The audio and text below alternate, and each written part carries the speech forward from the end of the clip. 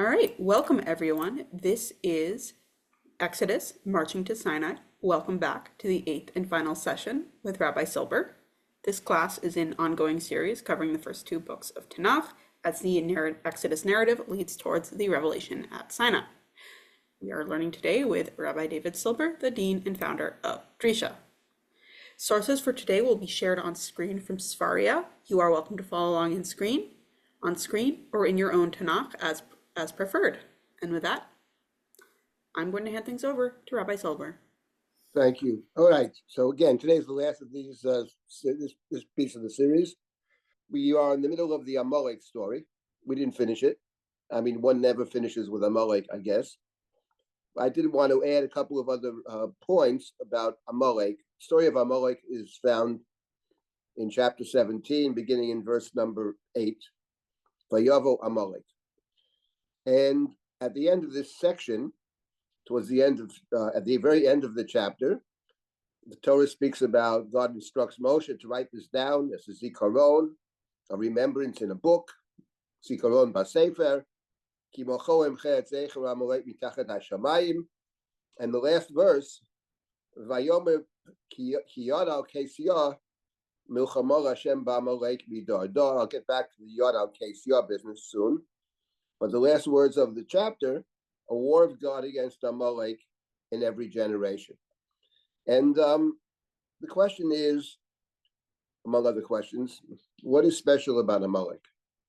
Because there are other wars that God gets involved in. It's fair to say that in general, most of the other nations mentioned in the Bible are not seen very positively. So, I mean, God's involved in a lot of wars. But those are not God's wars typically against the enemy. That is God assisting Israel in Israel's fight against the enemy. But this case is different. This case, Milchamor Hashem ba'Amalek midar dar. So I want to begin with that question and have the following suggestion. This suggestion is found, I noticed, in the Ramban, by the way. The Ramban notices this. I've spoken about this in the past, a lot about this in the past. And I did want to begin with that this morning. And that is that the story of Amalek, which is in chapter 17, has to be seen as a story which it reflects back on two different things. On one hand, it's a reflection on the previous three stories of the Torah. That is to say, after we cross the sea, there's a story of Mara, the complaints about water. There is no water, and the water that's there is bitter. That's story number one. Number two, the main story about the man, chapter 16. We have no food, the complaint about the man, the giving of the man, the test of the man, etc. That's a long story. And then at the beginning of chapter 17, we have a third story, once again about water. Come to Refidim, there's no water. And there's complaints, maybe two different kinds of complaints, or a quarrel and a complaint, a masa and a mariva. That's story number three. And after those three stories, Vayavu Amalek. So one could see Amalek as related directly to the previous story, the question about water. And the question about water really is framed as such, it's presented as such as a larger question, not just about water over here. We've complained at every turn. And even though God responded the first two times, there's another complaint about water. And Amalek is a response to the last verse, chapter 17, verse number 7. They name the place Masul Mariva, Ariv B'nai Yisrael B'yam Nasotam et Hashem Lemar, Hayesh Hashem B'kirbeinu Im Ayin. The testing of God, Nasotam et Hashem, is God in our midst or not? Vayavo Amalek. And the point is that this reading of the text, which I think is the most obvious reading, but there's something in the text that actually makes this reading more than just obvious, but really clearly a very strong reading of the text. And that is that there's a word that links all four stories. And the word that links all four stories, and a very critical word, is the word nes. Remember that in the first story, in the story of Mara, the Torah says that Sham Samlo Choku Mishpat B'Sham Nisahu. That in Mara, Right after we crossed the water there, the sea, Sham Sam Lo Choku Mishpat V'Sham Nisahu. Their God, there we were given Chok and Mishpat, their Nisahu, their God tests Israel. That's a Nisayon. Okay, what the test is exactly, what Choku Mishpat means, we discussed that. It's Rashi and the Ramban.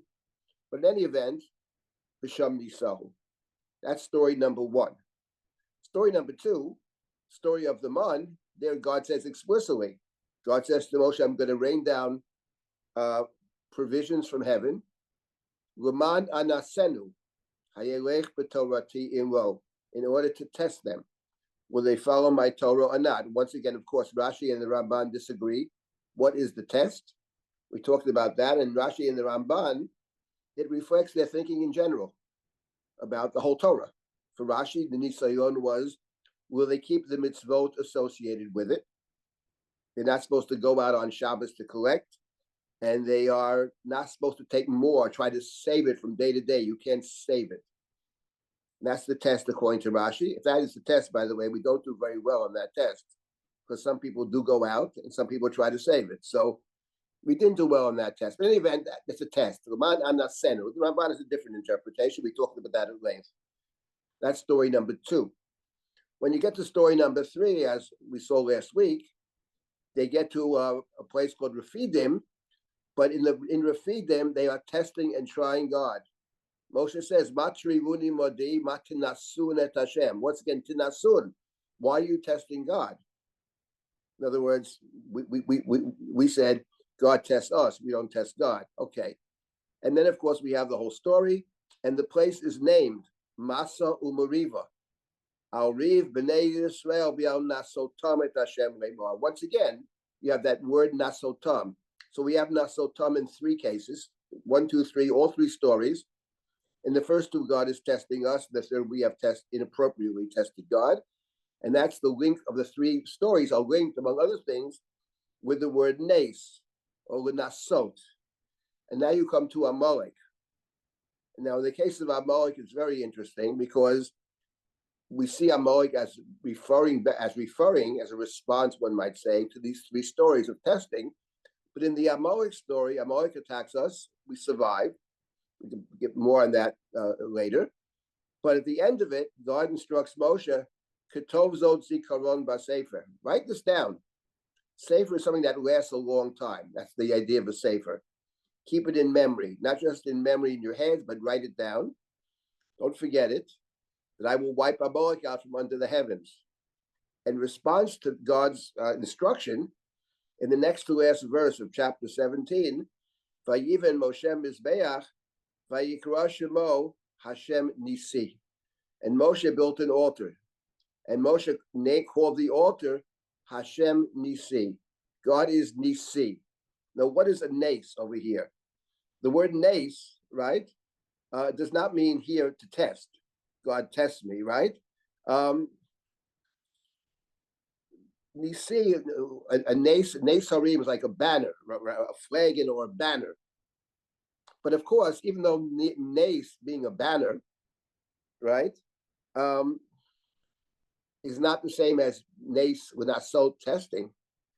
But the important point here is that it may have a different meaning. But it certainly sounds the same and it's written the same. And therefore, in studying a text, you don't only look at the meaning. You have to look at the way that it is, the way that it's spoken. The words themselves, as they're spoken, that's very, very important. And that's in general a very important question. Do we only care about meaning? Or do we care about, do we equally focus on the language that is employed? And the approach that I've always taken in all my classes, we focus on both. We, of course, focus on meaning, but we also focus on sound, on the way it's written, either way it sounds. The Torah plays with that. And even if presumably many of these stories were oral stories. People had these stories before they're written down. Typically, things are oral before they're written. And when you're talking orally, the sound is very significant. So even in the written text, Hashem Nisi is clearly a response to Luman Anasenu, V'sham nisahu nasotamet Hashem masa u'maviva. So that's one way to read the Amalek story, and that we talked about last week. It's a response.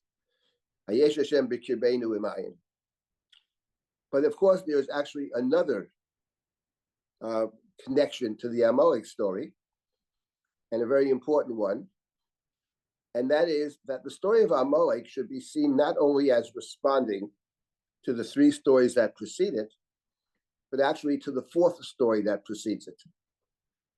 And this is actually a very critical point. What is the fourth story? What is the fourth thing that precedes Amalek? Answer, the Song of the Sea, Shirat Hayam. And Amalek is related to Shirat Hayam. Now, how is Amalek related to Shirat Hayam? So the Midrashim pick this up, the Ramban picks it up, and I think it's obvious without the Midrash and without the Ramban. And here's the point. Shirat Hayam speaks of God vanquishing God's enemies. When we studied Shirat Hayam, we made the point that on one hand, it talks specifically about God vanquishing the Egyptian army running, who chased after Israel, Pharaoh and his army, that's for sure. But also we pointed out that the language of Shirat Hayam, the Yam itself, recalls a different description of creation, not one of the Torah, but a description of creation in which in the beginning the battles take place between various forces. And these forces are typically related to the sea, to the Yam. Yam is one of these gods. There's Yam, there's Nahar, that's another god. There's Tahom, Tiamat, that's another god. There's Tanin, right, the great sea serpents, that's another god. And that the Chumash, and we talked about this several times in different opportunities, is well aware of that approach. In fact, in some of the Psalms, in the book of Eov, there's even all kinds of literary links to them. But the Torah in the first chapter of the Chumash says something very different. There is no opposition. There is no effort.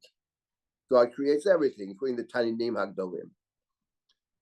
So in the Shirat Hayam, you have two things happening. God is vanquishing, helping Israel, helping. God is the one who is defeating Israel's enemies, or also God's enemies, who are Paro, who set himself up in opposition to God. But also the song recalls the Yam. The last verse has the word Yam 3 times. Yam is mentioned, I believe, 7 times. There's also the home, etc. And we talked about that. And in that song, in the Shirat Hayam, the Torah speaks about what happened when God did this, when God defeats both the Egyptians, but also, in a sense, God is defeating, or God is demonstrating God's supremacy over any other power. Who is like you amongst the Elim? Powerful ones or gods? As God had said earlier, before the 7th plague, Moshe says to Paro, Ein kamoni b'chol haaretz. You will know there's no God like me. I'm the powerful one. God said to Moshe, V'chol Elohei Mitzrayim eseh shvatim. I will defeat the gods of Egypt. And when that happens, Michamocha, right after that, a couple of verses later, in verse 14 of the song of Shirat Hayam, Shamu Amim Yir Gazun, Chil Ochaz Yoshvei Pulashet, Oz Nivhalu Alufei Adom, Elei Moav Yochazei Murad, Nomogu Kol Yoshvei Canaan, Tipo Aleim Emata Vafachat, Bigdoz Roacha Yidmu Ka'aven. So the song suddenly speaks of the nations of the world, beginning with Shamu Abim Yir Gazun. And we notice, by the way, that in this section of the song, which talks about how the nations of the world respond, there are 7 different terms that are used over there for fear or trembling or dread. It's Shamu Amim Yir Gazun is one, Chil is another one, Oz Niv Halu Behala is number 3, Rad is number 4, Nomogu is number 5, and then a Mata Vafachad, 6 and 7. 7 different terms of fear. The world is trembling. When God smites the Egyptians at the sea, the world is trembling.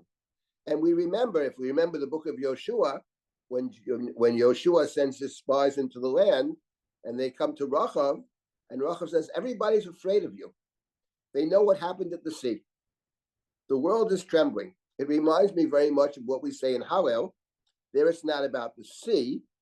There it's about Yitziat Mitzrayim, right? When we left Egypt, it said Yisrael mi Mitzrayim. What happened when we left Egypt? Beit Yaakov meyam moez ha'tayu hudol kasho yisamam shalotav hayam ra'av hayanos hayaden yisov liachar ha'arim rakdu chielim givaot kivnei tzon. In these first of the Psalms of Hallel, Psalm 113, when we left Egypt, says the psalmist, the sea fled. Hayam ra'av hayanos hayaden yisov liachar. The Jordan turned back. The world is trembling. That's the song of the first Psalm of Hallel, and the parallel is to, of course, the Song of the Sea. It may be even based on the Song of the Sea, but here it's all the nations of the world, including, and what's interesting is that all these nations are trembling, including Oz Nivhalu Alufei Edom. The chieftains of Edom, Nivhalu, are shocked, right? Nivhalu Alufei Edom. So the world is trembling at this revelation, this great revelation. On one hand, the tradition, our tradition speaks of what right by Yiru Amet Hashem. We feared God and we saw God. We experienced God at the sea. What the slave woman saw at the sea, Yechezkel ben Buzi didn't see. The great revelation. By the same token, it inspires fear in the whole world, including Edom. The world is trembling. No one's going to touch Israel. And now in chapter 17, Vayavo Amalek. Amalek comes. And Amalek isn't even in the vicinity. Amalek travels to confront Israel. Amalek is not afraid. We recall what it says in the book of Devarim, Parshat Zachar. Remember what Amalek did to you, V'atoa yefi yogeya, v'lo yorei Elohim, and did not fear God. And the question that we raised, did not fear God. Who didn't fear God? Is that Israel? Or yefi yogeya, when they attacked you and you were weary and tired and didn't fear God? That's one possibility. Most of the commentaries understand it differently. They attacked you when you were weary and tired, below yorei Elohim, and they did not fear God. They're not God-fearing. That's certainly a viable reading, and it fits in perfectly with what I'm suggesting now, which is the whole world is afraid. The world is trembling, fearful, rawed, they're shaking with fear. The hearts are melting, normogu. A masav afachad. Vayavo Amalek. Amalek is the nation that's not afraid. The nation that's not inspired by great revelation. So that's another way to read it. Interesting, by the way, and I'll say a couple more things and stop for questions, and I want to say more about this. But actually, in the Megillah, of course, the adversary is, of course, Haman. Haman the Agagite, Agag being the king of Amalek, and he tries once again to destroy the Jews, taking advantage of our weakness. There's a nation that's mefuzaru meforad, scattered and dispersed in all your kingdoms. In other words, they have no state. They're just dispersed. They're in exile. They're dispersed. It's not worthwhile keeping them alive. Haman says, "Let's get rid of them." Ein shaveh lahanicham. And his plot is going along very, very well. Seems like he will be successful until one night the king can't sleep, nara dashnat hamelech, etc. And Haman that very day comes early in the morning to tell the king, to tell the king to get rid of Mordechai before they have lunch. He doesn't want Mordechai to be around because it bothers him. He can't really enjoy his meal. He's going to come and tell the king to execute Mordechai, not to wait to the 13th of Adar when all the Jews are killed. Kill him this morning. Go and tell the king what you want. That's what his friends tell him. It's so important. Tell the king what to do. Meanwhile, without getting too much into the Megillah, the king's had a sleepless night. The king discovers that Mordechai has saved his life. And when Haman comes in and the king says, let me ask you a question. What should be to the one the king wishes to honor? Of course, Haman thinks to himself, got to be me. Who's more important than me? So he goes through this whole business, parade him around, take an important person to parade him around. And the king says, Maher kachet asus, hurry up, you do it. And don't leave anything out either. And they take Haman to do this. And then he comes back and he gets the message, hurry up and come to the party that Esther has planned, the second party, which will be the end of Haman. And if you remember the language of the Megillah, Vayavhilu la'aviyet Haman el hamishter asher asta Esther. Vayavhilu. They hurried him up. In other words, in chapter 6 of the Megillah, things happen very quickly all of a sudden. The tempo changes. But Vayavhilu la'aviyet Haman, and I believe Vayavhilu is not chosen accidentally. It could have said Vayimaharu. It's Vayavhilu. Because the story of the Megillah, at the core of the story, is actually Amalek. Amalek is the grandson of Esav. We read it the Shabbos. Timna hoita pilega shaloifaz ben Esad batelu eifaz et Amalek. It's Esav's grandson. The Megillah plays with that. Haman is Amalek. Haman's Esav's grandson. Haman is Edom. Now, in Shirat Hayam, what does it say? It says, Oz nivhalu alufei Edom. The chieftains of Edom nivhalu. So the Megillah plays with this. The Megillah plays with this, and the Megillah has Vayavhilu la'aviyet Haman el hamishter asher asta Esther. And afterwards in the Megillah, I don't get too much into the Megillah, but the end, the next to last chapter 9 of the Megillah, when the Jews are gathering together to defend themselves from the enemy, and the king supports them, and he says that many of the Persians, mityahadim, are identifying with the Jews. Ki nafal pachad Mordechai alehem. Next verse, ki nafal pachad hayudim alehem. So the writer of the Megillah once again goes back to the Song of the Sea. Tipo alehem emata v'fachad. You see to what extent, actually.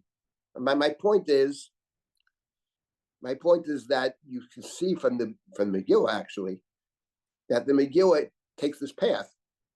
The Megillah is playing with the Song of the Sea. And the Megillah, and in other ways as well. In my book, I talk about this a lot. But the point is that, coming back to our text, Vayavo Amalek has to be read not just as responding to the three events that happened after we crossed the sea, but Vayavo Amalek is a response to the Song of the Sea. And now we understand why Dafka Amalek is God's enemy. That's the whole point. In a world in which the entire world is accepting God, right? We pray the whole world should accept God's kingship. But there's one piece of the world that doesn't accept God's kingship, and that piece is Amalek. So therefore, Milchamol Hashem b'Amalek midor dor, Rashi quotes the Medrash, that someday maybe everybody will accept God, but at present that's not the case. And let me stop here for a moment and take any comments or questions. Then I want to pick up again with this theme and just to talk it through some more. So far, no questions in chat. Comments or questions? No comments or questions about this? Okay. Okay. I would have 100 comments about it, but okay, fine. But I'll make one comment myself about this, about Amalek. I talked about Amalek in two senses. One is that Amalek is Esav's grandson. And as Esav's grandson, we spoke about this. They have it particularly in for the Jews, because basically Amalek is the piece of Esav that doesn't forgive Yaakov. Yaakov took Esav's birthright, took advantage of Esav's hunger or Esav's tiredness, took advantage of Isaac's blindness, preys on the weak, which is what Amalek does, basically. So Amalek is striking us in kind. Now, the truth of the matter is, and we read it this past Shabbat, that Jacob doesn't remain only Jacob. Jacob becomes Israel. Jacob becomes transformed. He becomes Israel.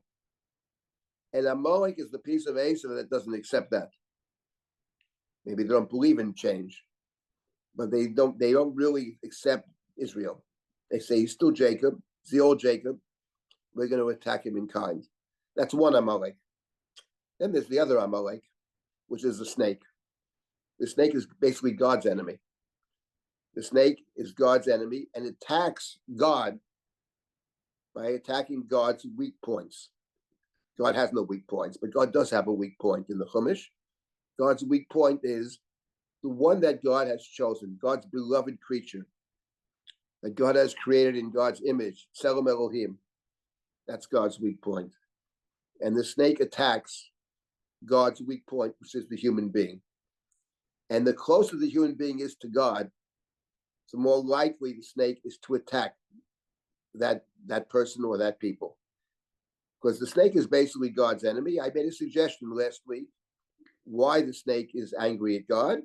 The snake is angry at God, not that snakes need reasons. It could be angry because he's a snake.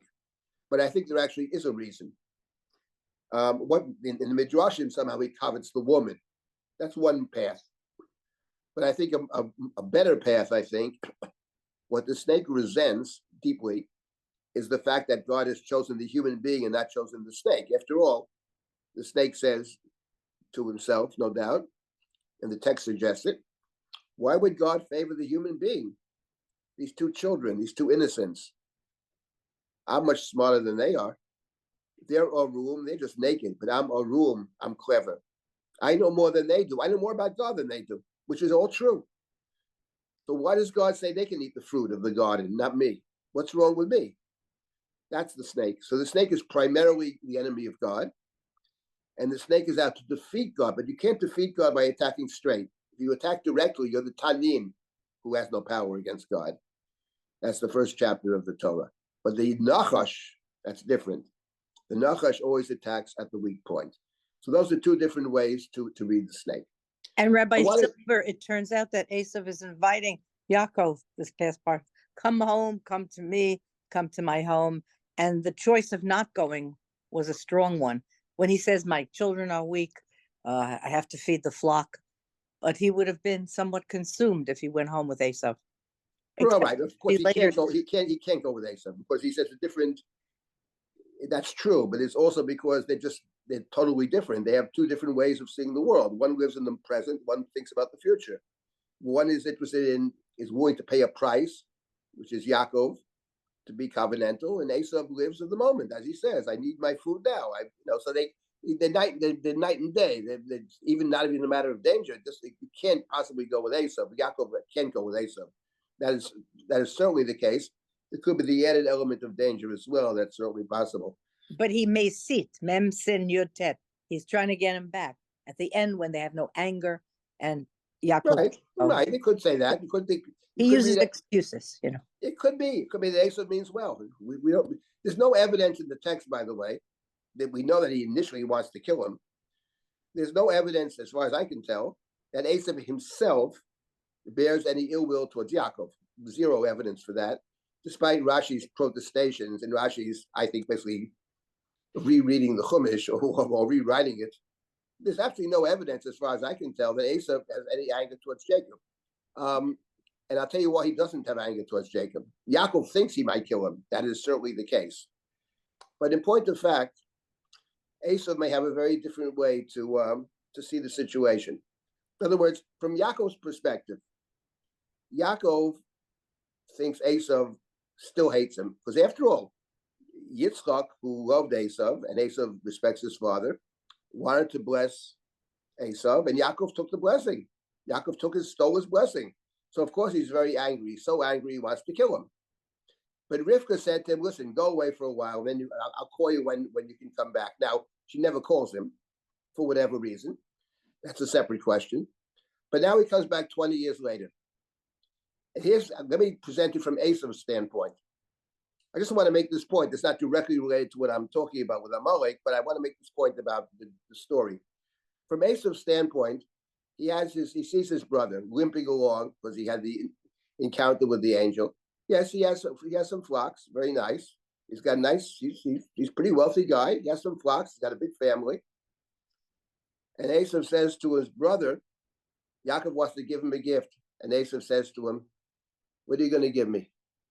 This is what he's thinking. What are you going to give me? I see you did well for yourself. You're probably worth $50 million. You know that? That's nice. Here's the point. I'm worth $500 billion. I own a country. I own an army. I'm the richest guy in the world, and you're a poor schlepper. You're going to do something for me? In other words, the point is very simple. From Esav's standpoint, Yaakov thinks he's angry because I stole the blessing, but the blessing he stole has zero value for Esav. What is the blessing? To suffer your whole life, to be covenantal, which is what happens to Yaakov. He suffers his entire life. And Esav says, no, thank you. Not interested in that. I'm okay. I own a country, not a company. I own a country. It's called Edom. And I've defeated the Chori. And on top of that, as we read last week, most powerful nations. I'm the strongest guy in the world with the most money. I'm going to be concerned that my little brother who limps along. That's Esav's perspective. Yaakov, it's worth the covenantal blessing is everything. And he assumes that for the next guy, it's also worth it. But that's not the case. It's not the case that what you believe to be of great significance and the most important thing in the world is necessarily accepted by anybody else. That's always a big mistake, to assume that I believe something is so, the other guy must believe it as well. That's not so. There's no evidence, as far as I can see, that Esav wants to harm Yaakov. Now, it is true, you can read it in the following sense, that when there's another way to read it, and that when Yaakov says, take this gift of mine, I want to reconcile with you, I want to atone for what I did, that Esav's refusal is not because it's not necessary. Maybe his refusal can be read as, I don't want to fully forgive you. That's possible. And I do believe that the Amalek and the Edom later on are that part of Esav that doesn't forgive. But Esav, the person in the Chumash, as far as I can read it, there's zero evidence that he doesn't actually forgive him. And I explained why. Because when he sees this guy limping along, okay, he's got some animals, he sends him, says, listen, he says to him, I got plenty of stuff. I don't need your 220 animals or whatever. Because I got 580,000 animals. And I own the country, and I'm the wealthiest guy in the world. What do I need you for? I got more animals? Who needs it? That's my take on the story. Yes, Rashi and the Midrashim and all that other stuff, and what Esav becomes, and Amalek and Edom, that's all true. But the question is how much you can read into Esav, the person. Anyway, let me get to the point I want to make about Amalek, which is this. I talk about two ways to read Amalek, but there are two ways to think of Amalek in terms of what I've spoken now. In other words, the Torah speaks in the first chapter of the Chumash of God who creates a perfectly ordered world. The first chapter of the Torah is a perfectly ordered world. Everything's created in 6 days. There's no opposition. There's no effort. Everything is Tov. And collectively, it's Tov Ma'od. And it's capped off by the sacred Shabbat, which God sanctifies and God blesses. That's the first story of the Chumash. Then you get to the second story of the Chumash, and all of a sudden, something is very strange. We have the Nachash. Now, where is this Nachash coming from? The snake. How do we understand the snake? And there are two ways to read this, I think. One way to read the snake, one way to read the Chumash, is that basically God creates a perfect world. But people, basically, through their sin, through their error, they defile the world. But the world is perfect. The world is Tov Ma'od. Human error, human sin, human failure results in an imperfect world. That's one way to read the Chumash. And there's another way to read the Chumash, and that is that the world was never perfect. That from the very beginning, there is something deficient about the world. Call it Tov Vavohu. The Tov Vavohu is never fully eliminated. And the snake represents that. The snake represents a piece of God's world that God doesn't control, either because God chooses not to control it or because God can control it. Those are two different ways to read the Chumash, and those are two different ways to read Amalek. Vayavo Amalek can be read as the world accepts God, but there's a piece of this world that doesn't yet accept God. Whether because God chooses it to be that way, as the Ramban suggests later on in the Chumash, or because a more radical approach is God can't do it, because the forces of evil are competing with God. Take your choice. The more conventional way is that God chooses not to control it. God could, but there's the two different ways to read it, and the two different ways to read Amalek. And those two different ways, I think, are two different ways of seeing the world, which are really very, very, very different. Because if you read it the second way, that God does not control, then evil is not a function necessarily of human sin. If you read it this way, then evil is a function of the reality of existence. That's the way things are. It's not because sin may add to our problems and there is punishment for sin, but you can't explain all suffering by virtue of sin. You can explain suffering by virtue of this is the reality of existence. In some of the questions, for example, the Zohar, how do you read the Zohar? But one way to read the Zohar, and my friend Nathaniel Berman, sometimes we teach together, he has a different reading of the Zohar, which is we are combating evil and God is combating evil. It's not the Rambam's view, but it's not because Israel sins that Israel is killed. It's not because Israel sinned that 1.5 million children of ours were murdered in the Shoah. It's because Amalek exists, because evil exists as a reality. Our job is to try to wipe it out. But that is a different way to see the world. Yes, Tova. Yeah, but would it be a perfect world if there were not two sides to every coin? I think that's the way God created the perfect world. And from the beginning with the Nachash, we realize that in the perfect world, there's another side to the coin, and we have to deal with it. Right. So that's a very profound statement, actually, and it's an argument that's been made by others as well, that actually evil has to exist, because if evil didn't exist, human beings wouldn't have any real choice. And that the point of this world is they call it a kind of test, and that to be human means to be able to make those choices. And if we always knew that whatever we did, we knew exactly every time we do something, we're going to get a reward for it, it wouldn't be much of a test. Of course, we'll do it to get a reward. But this way, you never know what the outcome will be. And that is the argument, I think, a powerful argument for the existence of evil. It has to exist in order for people to have choice. The question one can raise about that is, the question of a certain amount of balance. In other words, do we need that much evil? But the point is, that is the argument, actually, and that's, I think, a powerful argument for the existence of evil. But the point that I'm making is, which doesn't contradict what you're saying, is that one way to understand it, you may be off for the best, but the point is, that it's bad things can happen to people, even if they do good things, even if they're totally innocent, because evil as a reality exists, perhaps for the reason you suggest, in order that human beings have choice. But once again, you can raise the question, there seems to be an awful lot of evil around.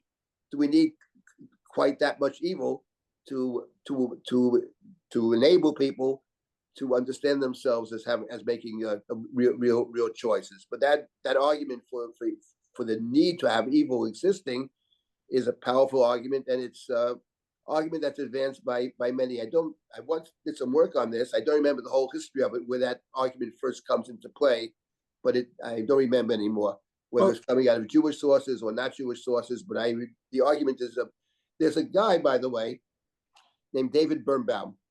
He actually grew up with him in Jackson Heights, a businessman, and he wrote a book about evil. He makes that argument. His book, which goes on, it's a long book, but that's probably hundreds and hundreds of pages, but I just reduced it to one sentence. His argument is that evil is necessary for choice. That's the argument of the book, and he probably marshals all the sources, etc. But Rabbi, that's exactly his argument. Rabbi, yes. To take a contemporary example, very quick, to not keep away from the Chumash. What happened when that fellow killed the CEO? Everyone was concerned about the issues of healthcare. The basic thing of murdering someone was so camouflaged amongst society and the discussion. It wasn't stripped of what really went on. This guy who killed the CEO. Just an example of taking on, the wrong message. No, but I agree with that. That it's, at the end of the day, it was murder, and Precisely. the anger of the insurance situation. A lot of people are angry about it, but it doesn't justify cold-blooded murder, which is what this is. Of course, that's true.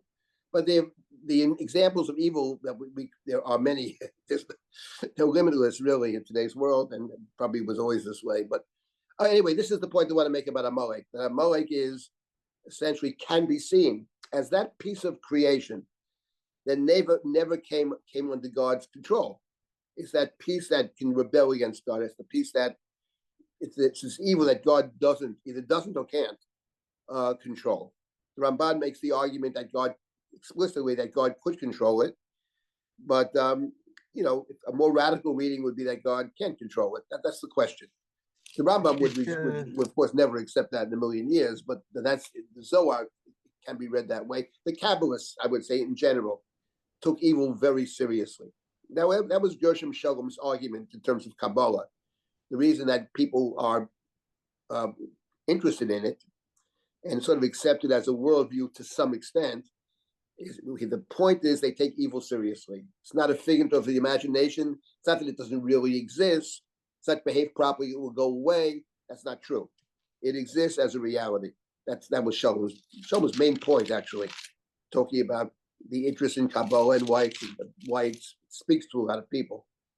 Is it possible to pose a minor variation on what you're saying in terms of the Nachash, Amalek, Esav, all represent a minor flaw in creation as found in chapter 2 in Genesis, and that is by giving man the ability to create. We all want to be godlike and cannot accept the fact that we aren't, so that we take on that sense. The Asaph says, I have everything. I am in control. Amalek says the same. The Nachash says the same. I am God. I can choose. And that's where the Hashem Nisi is the countervailing argument, in that we need the man. There's no question that what you're saying is a very important point. That the reason we get banished from the Garden of Eden to start with, God says it, lest you think that you are God, lest the human being think the human is God, the human has knowledge. There's this tree of life, and that's the reason for the banishment. And the point of the Chumash is that you have to accept your own humanity and your own limitations, and that in a sense you can be the snake that way. The snake sees himself as God's adversary. The snake is going to enter into war against God. And as I pointed out last week, at the end of the day, at least the first round, the snake seems to be victorious because God's plan is naturally disrupted. So, but you could say that the quality of the snake, seeing oneself as like God, this kind of gaiva, which is inappropriate, is one of the main qualities of Amalek. And I think the text that actually suggests and supports you very much is actually Megillat Esther. Because in Megillat Esther, you have Haman, the Amalekite, and he has such an ego, this guy, that he is, and of course, it's propped up by the king. He appoints him, he's Gidal at Haman, Vayarmi, Kiso Mi Al Kosir Asherito, to the degree that, and that's Esther's point, that when Esther invites him to the meal with the king, and he walks out of that meal, he says to himself, I'm just as good as the king. He really is thinking about being the king. That's the part, that's the cleverness of it. And then he passes by Mordechai, and Mordechai doesn't stand up. And he says, what? He doesn't stand up for me? It doesn't know how important I am? I'm not going to wait till the 13th of Adar to kill him. I'm going to kill him right away. I'm not going to wait another 11 months. I'll kill him right now. Because the point is, he's going to kill him right now because he's got a sense of his super importance, having been invited to the meal. And that's what does him in, actually. If he had just waited with Mordechai, all the Jews would be dead. But he has to go to the king that very day and tell the king and order the king, in effect. They say, tell the king what to do. And the king doesn't want to be told what to do because the king suspects him, which is true. He really is thinking about becoming the king. That's the cleverness of the Megillah. But there your point is clear. That is this ego, but this guy who sees himself as the king. He's not the king. He's the second in command. He's the king. He uses him for the king's own purposes. He doesn't get that. He thinks he thinks you have to bow down to him because he's important. But bowing down to the king in the Megillah is to show loyalty to the king. It's not about Haman, but everybody seems to get that except for Haman. So this connecting these 2 points is at the heart of the Megillah, and I think it's a very, very important insight. Okay, let me just make one last comment about this business of Amalek, and that is the verse that we have. Remember that Amalek appears in the Chumash later in the blessings of Bilam, and Bilam blesses 4 times. 3 times he's paid, then he gets fired after the 3rd time, and then he says to Balak, I'll give you a 4th blessing for free. I'll throw it in, no charge. And he talks about different nations of the world in the 24th chapter of Bamidbar. And about Amalek, he says, Reshit Goyim Amalek, V'acharito Adei Oved. Amalek is Reshit Goyim, the first of the nations and the prime nation. But I was thinking that actually Reshit Goyim Amalek fits in very beautifully with what we see over here. Because all the nations of the world are afraid to fight with God. 7 different terms of fear. Vayavo Amalek. They're the ones who step forward, and they're not even in the vicinity. So the Reshit Goyim Amalek, they're the ones that step forward. They're the ones who confront God, and there's going to be a war with God. Milchamor Hashem b'Amalek midar dar. Now I want to say one more thing about Amalek, and then we'll move on to chapter 18. And that is, Moshe builds an altar. Moshe builds an altar.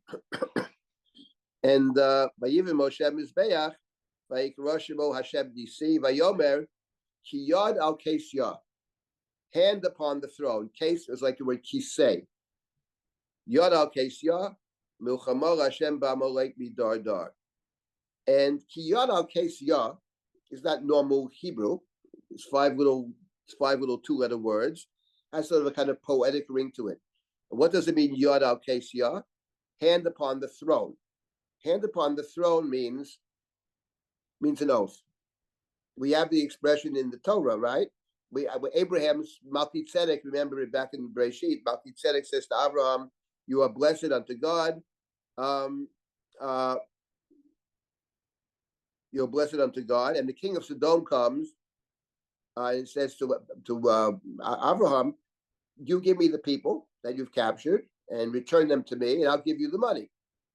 And Abraham says to the king of Sodom, Harimoti Yodi Hashem Elayon. I raise my hand up to God, the high Elayon, the supreme God, the highest God, God on high. What does it mean? Harimoti Yodi Hashem means I swear. It's an oath. So Kiyad al Kesiyah, it's like you have in the Mishnah, and even in modern American society, place you in court, you solemnly swear to tell the truth. And you're supposed to put your hand on a Bible and swear. You're holding the Bible. It's what the Mishnah has. You hold on to, they call Nikitat Chayfetz. Yad al Kesiyah is an oath. And he said, Yad al Kesiyah, an oath. War against God, of God against Amalek in every generation. Now, who's taking the oath is a question. Let's assume that God swears. We do have God swearing in the Chumash at the Akedah. Bi nishbati num Hashem. God says, I swear by myself. When you swear in God's name. It's a statement made in God's name. So God at the Akedah says, Bi nishbati num Hashem. Because you did this, I'm going to bless you, etc. Over here, it could be that God is taking an oath. I swear, says God, war against Amalek in every generation. There's another possibility. Maybe I'll get to that in a minute. But the point I wanted to make about this is the conclusion of the Amalek story is this little verse, this little poetic verse, Yad al Kesiyah, Milchamor Hashem b'Amalek midar dar. And here this brings us back to Shirat Hayam, to the Song of the Sea. Because how does Shirat Hayam end? What's the climax of Shirat Hayam?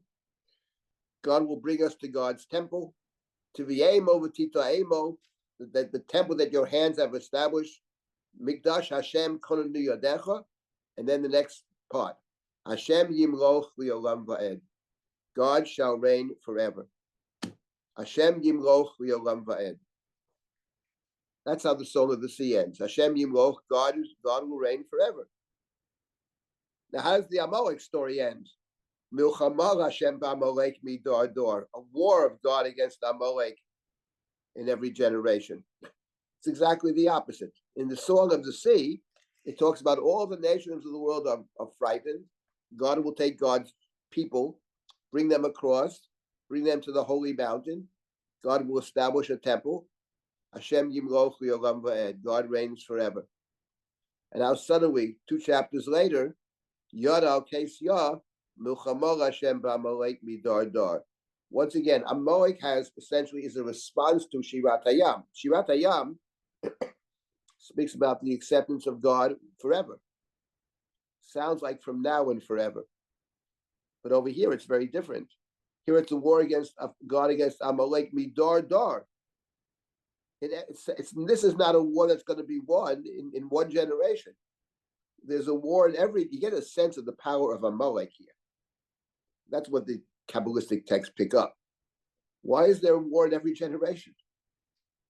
Why is God instructing us to write it down in a book? Book means it's going to be around for a long time, right? It's an ongoing struggle. It always seems to be there. So once again, it's a response to chapter 15, Vashem Yimloch Li'olam Va'ed, of God reigning forever. And here it's Milchama Hashem b'Amalek midar dar.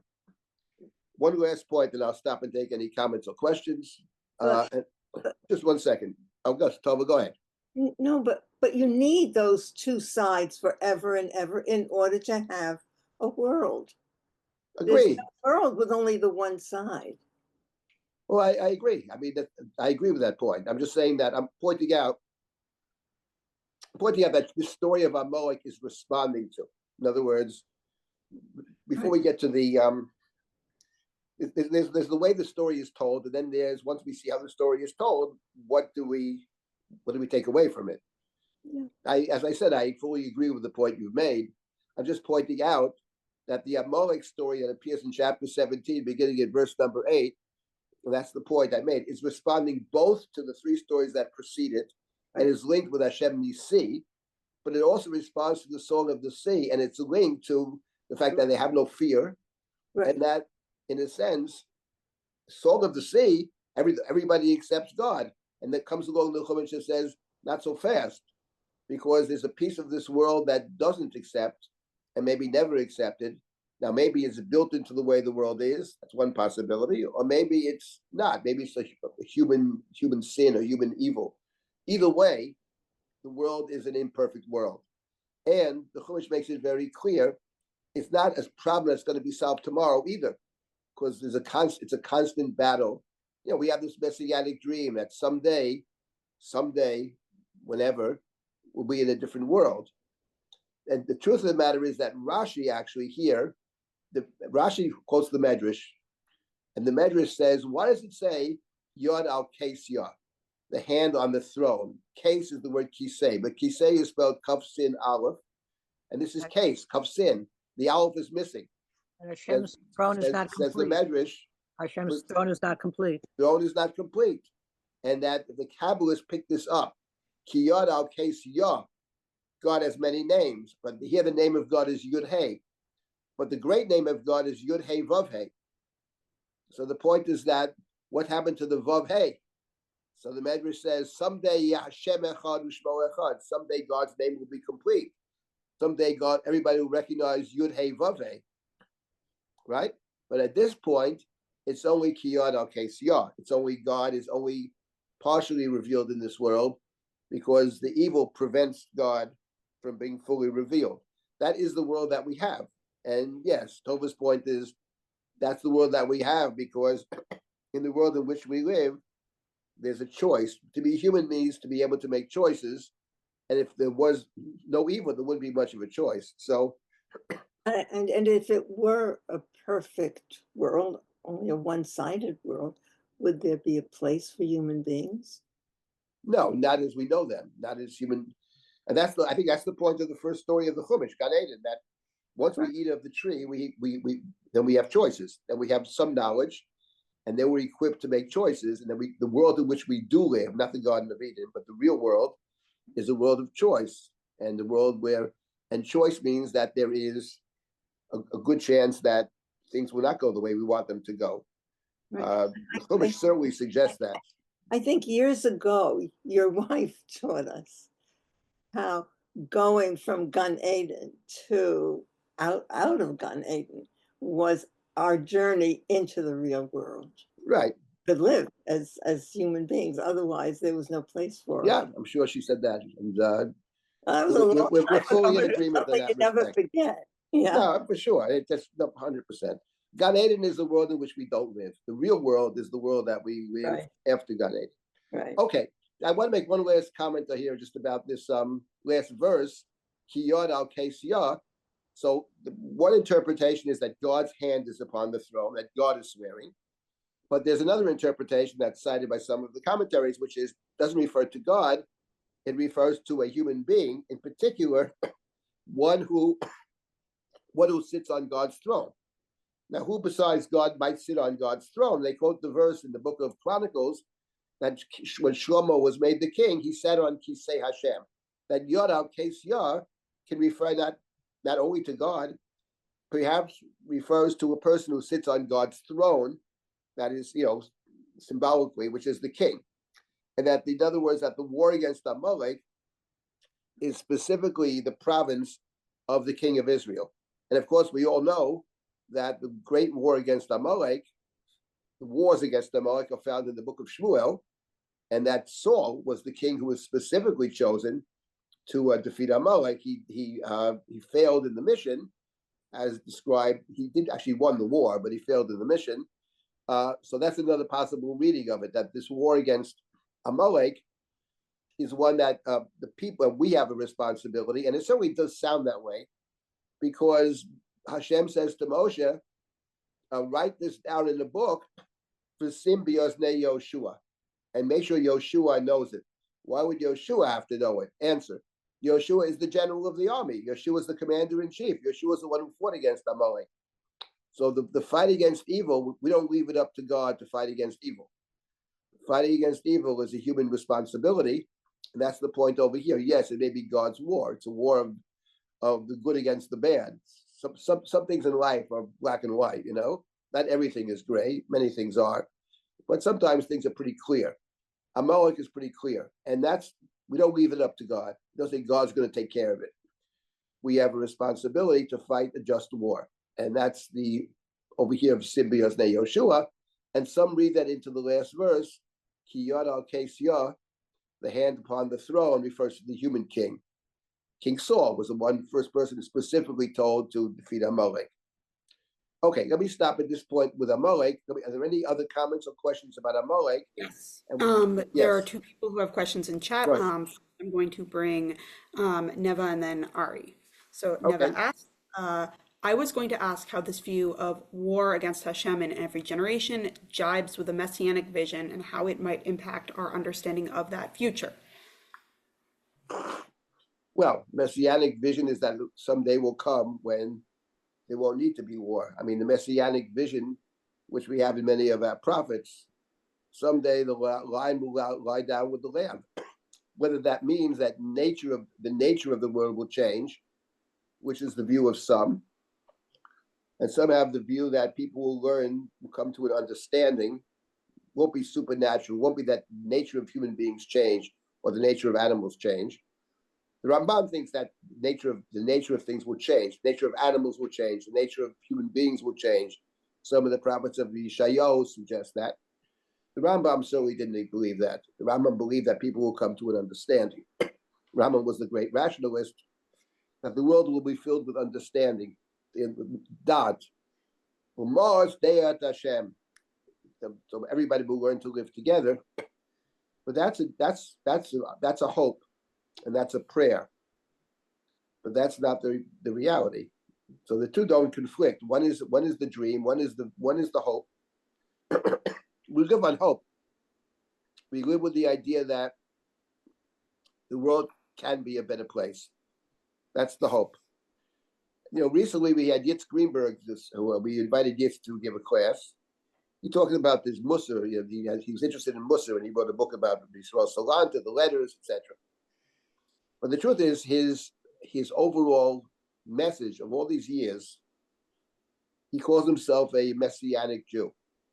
And by that he means that we live with hope, that we, our prayers, we talk about resurrection, okay?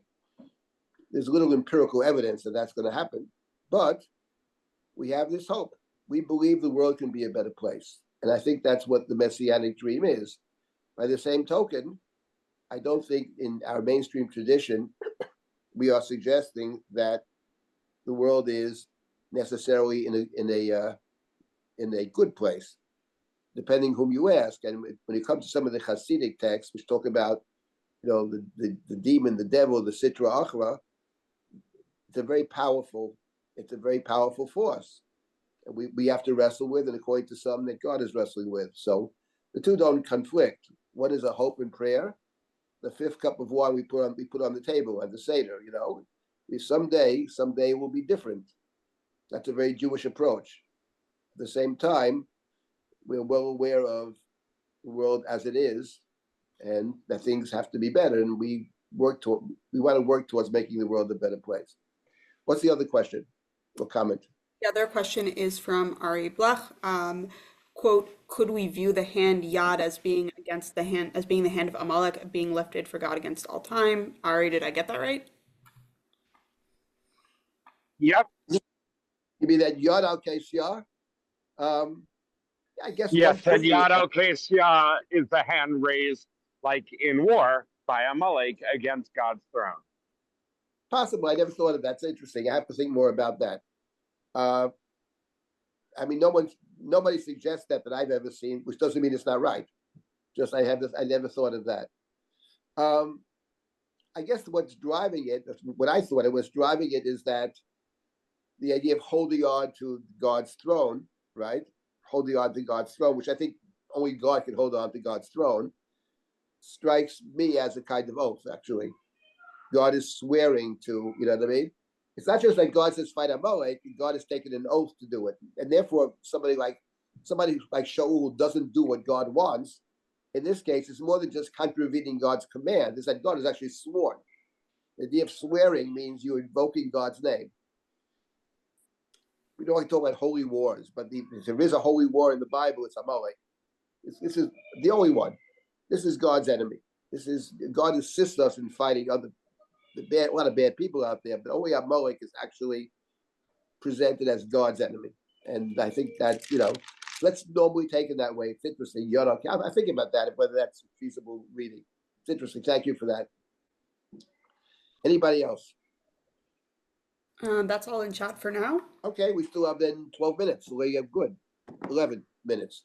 So let's start with chapter 18. We're not going to get that far in it, but let's just start with chapter 18. Vayishma Yitro, Kohen Midyan, Chotein Moshe, Eiko Asher Asa Elohim Moshe Yisrael Amo, Ki Yotzi Hashem et Yisrael miMitzrayim, Vayikach Yitro Chotein Moshe et Siporei Shel Moshe Achar Shilucheha v'Shnei Baneha, Asher Shemo Echad Gershom, Ki Omar, Yero Yiti B'Eretz Nachriya v'Shem Ashni Echad Eliezer, Ki Oheo Avi B'Yezri, Vayatzileni Mecherev Paro.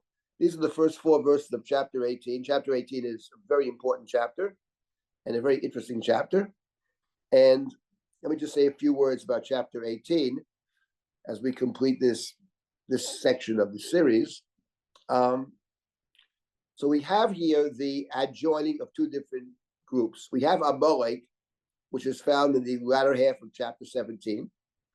And immediately after that, we go back to Yitro. Yitro, of course, was Moshe's father-in-law. Moshe took refuge with Yitro. Moshe married Yitro's daughter. They have children. He's the Kohen Midyan.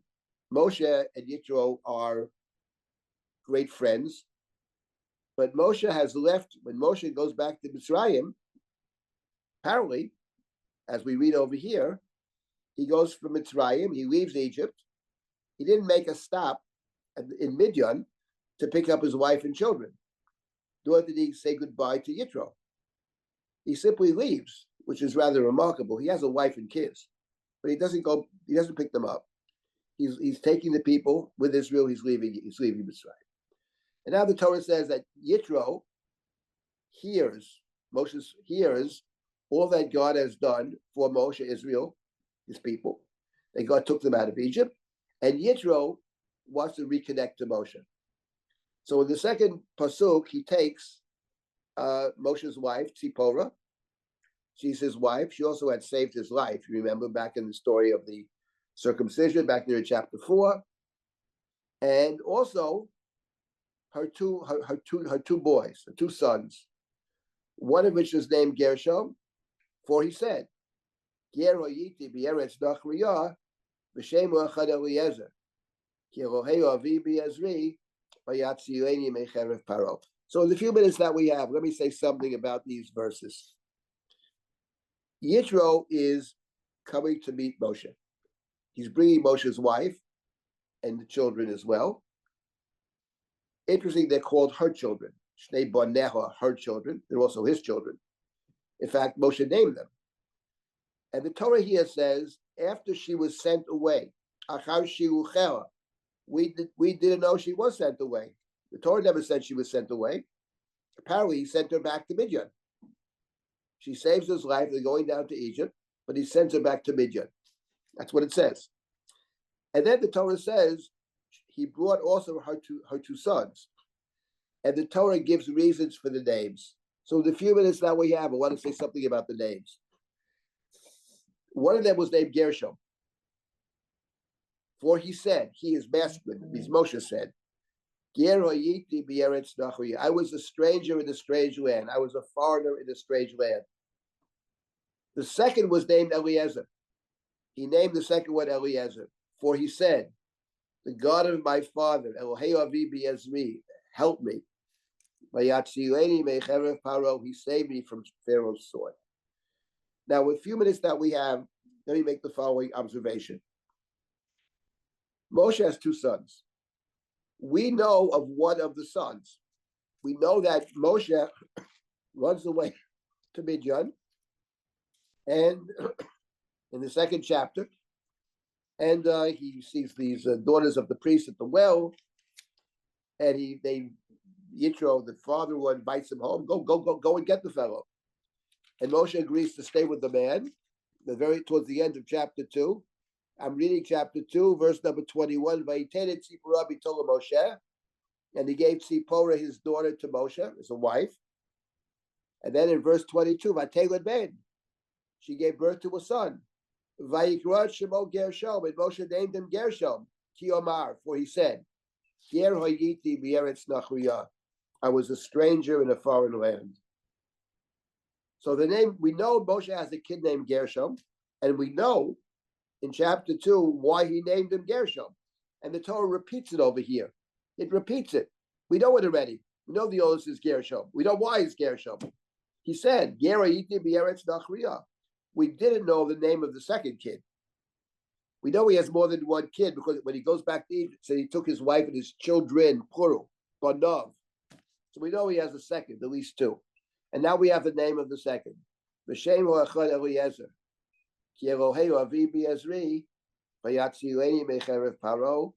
He named him Eliezer. He said, God of my father, help me and save me from the sword of Pharaoh. Let me say something about the second name. We may have to wait about several weeks to get to the first name. Let me say something about the second name. Why does the Chumash give the names over here? Why is it important to know the name? They don't figure in the story. They never figure in the rest of the Chumash, actually. Why is it important to understand the names? So I want to make the following suggestion. And that is this. Moshe runs away from Egypt. Comes to a well. He sees these young women being abused or pushed around by some man. He doesn't like that. So he stands up for them and he helps them. The last time he tried to help somebody and caused him to be free for his life, it doesn't seem to stop this man. He sees people in trouble being bullied. He's going to step in, which he does. They simply go home. How come you're home so early, kids? Some Egyptian guy saved us. Really? Bring him here. He saved you? Bring him. Now, Vayol Moshe Loshevet, and Moshe agreed to stay with the man. Moshe ends up marrying Tzipporah, not because he loves Tzipora. There's no evidence at all that there's any love there, nor that she necessarily shows any great welcoming side to her. It's not like Rivka or Rachel that invite the people to come to their house. They abandoned him at the well, and there's 7 of them too, not just one. You can't fall in love with 7 people at the same time. But it's Yitro who says, "What, he saved you? Bring him here." Vayol Moshe l'shevet eto ish. Moshe stays with the man because they think along the same lines. They care about justice. They care about equity. They care about helping the people that are beaten down. Moshe stays with him. He gives them the wife. He gives them Tzipora as a wife. That's chapter 2. Chapter 3, the burning bush. God meets Moshe. God confronts Moshe at the burning bush. What does God say to Moshe at the burning bush? Go back to Egypt. Go back to Egypt. I want you to take Israel out of Egypt. Right? And Moshe doesn't want to do that. He has a million excuses. He doesn't want to do it.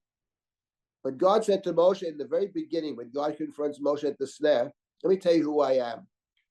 Anochi Elohei Avicha. I'm the God of your father, the God of Abraham, Isaac, and Jacob. But later in that dialogue, Moshe says to God, let me ask you a question. If I go back and the people ask me, what is your name? What should I tell them? So God says 2 things. Eheyeh asher eheyeh. I am that I am. I will be what I will be. Is that a name? Or is that saying, whatever I am, I am? But God said additionally to Moshe, tell them, the God of their ancestors, the God of Abraham, Isaac, and Jacob has sent you. That's my name forever. That's how I should be remembered. The God of Abraham, Isaac, and Jacob. What did God say to Moshe when God meets Moshe at the snare? I am the God of your father. That is to say, I'm not referring to your biological father, who in the narrative doesn't figure it all. Moshe is raised by 3 women, basically. His mother, Pharaoh's daughter, and the sister who watches over him. I'm the God of your father. And let me tell you who your father is. Your father is Abraham, Isaac, and Jacob. And later, a few verses later, people, what is your name? Tell them the God of their parents, their father, the God of their father, the God of Abraham, Isaac, and Jacob. What does that mean? What is Moshe's relationship to the Jewish people? They are his brothers. You have to go back and save your brother. And Moshe is not crazy about his brothers. They're the cause of him having to flee for his life. Moshe is not crazy about anybody. Probably not about his wife either. But there's one person he is crazy about. It's one person he truly respects and loves. And that's Yitro. And Moshe has to leave Yitro. In fact, the name Yitro, when he first meets him, his name is in Yitro. His name is Reuel, God's friend. But in chapter 3, he becomes Yitro. What does Yeter mean? What does Yitro mean? What does Miyutar mean? Superfluous, extra. He has to leave the one person he really respects and likes because his mission takes him elsewhere. Because the one that spoke to Moses at the snare was the God of Moses' father, the God of Abraham, Isaac, and Jacob. And now what the Chumash is doing, the art of the Bible. What the Chumash does in chapter 18, Yitro is coming to reconnect to Moses. Says the Torah, it's not going to happen. It's not going to fully happen. You know why? Because he comes with Moshe's children to make the connection. But the names of the children, we have the first name for now. That'll be next year. But the name of the second child is Eliezer. Moses said, Elohei Avi Ezri, the God of my father saved me from Pharaoh's sword. But the God of his father is the God of Abraham, Isaac, and Jacob. And the God of his father was the one that told him in chapter 3 to leave Yitro behind. You can't stay with him. You like him, of course you like him. He's a good person. Maybe he's Moshe's Rebbe for all we know. He's a priest. He cares about justice. That's all well and good. That's not your mission in life. Your mission is to save these people, the Jewish people, who basically were the cause of your trouble in the past. And a little secret, Moshe, God may say, they'll be the cause in the future of a lot of trouble too. Don't kid yourself for a moment. But that's your job. Your job is to lead them, whether they want to be led or not. That's your job. So the Chumash is saying here, even before we know what's going to happen in this great chapter, chapter 18, Elohei Avi Ezri, there never will be a full connection between Moshe. There can't be, because Moshe's mission is to fulfill the will of God, of the God of his father. But the God of his father is the God of Avram, Yitzchak, and Yaakov. And the God of Israel's father is the God of Avram, Yitzchak, and Yaakov. And Yitro is the priest of Midian. And therefore the two can never be fully connected. At the end of this chapter, Yitro will go home. That's the story over here. Now, there's so much more to say. And one of the big questions is, what is the relationship between the story of Yitro and Amalek? But that's for next time. Anyway, I'll stop at this point. So we're proceeding right along through this great book. And my hope is we'll continue with Yitro and complete maybe in the next set of sessions, or maybe it takes us 2 more sessions to do it. Anyway, any last comments? Then I'll stop here. Any questions we didn't get to? I apologize in advance. You are always welcome to reach out to Rabbi David Silber at his email, dsilber.drisha.org. And if no one has any more comments, I just want to say thank you everyone for joining us for this series. This is the last session, but we will resume in the spring Zman. Please check out drisha.org/classes or keep an eye on our mailing list for when we post the spring classes. Thank you. And if you are interested, and Rabbi Silber will be teaching another class over Drisha's Winter Zman starting next week on Mondays and on Monday, December 23rd, Tuesday, December 24th. You can also find that out at drisha.org/classes. And with that, take care. Thank you for learning with us and have a good day. Right.